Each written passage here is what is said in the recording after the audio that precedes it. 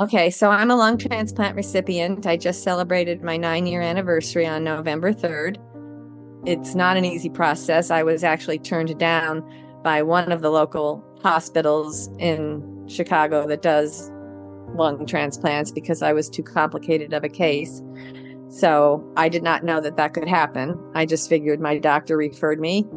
I needed a lung transplant and that they would take me, and that's not the case. I had to wait a couple of months before I could even get in to see somebody, and I was progressively getting worse. I initially had all these symptoms. I was coughing. In fact, I coughed hard enough that I cracked 4 ribs. And I called my primary care physician because I thought I had a cold. It starts there. So you go to the primary care physician, prescribes medication for, like bronchitis, so we go through 2 rounds of that. It's not working. Then he sends me for a chest x-ray. That was negative. I'm still coughing and getting worse by the minute. And he finally, and this was over a period of at least 6 weeks. Finally, after none of those worked, he sent me to my regular local hospital that I go to, where most of my doctors are, but does not do transplants. And he said, I want you to go to the ER and I want you to get admitted. And I was admitted to the hospital and via the ER, ended up staying there for approximately 10 days. And the pulmonologist / critical care specialist that I saw in the ER was assigned to my case, and he would see me on the floor. They ran every test known to man and could not figure out what was wrong with me.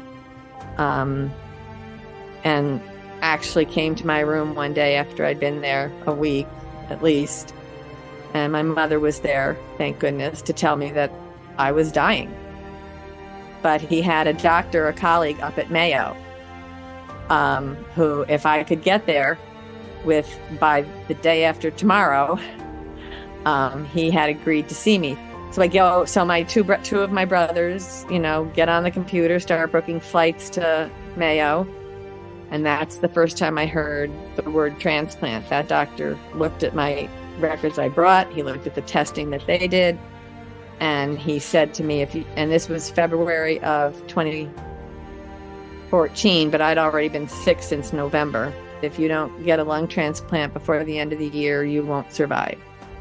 And that's the first time I heard the word transplant. Once you get accepted and you go through all the pre-testing and all the meetings you have to go to, and that's where they scare the heck out of you and tell you all the bad stuff that might happen to you.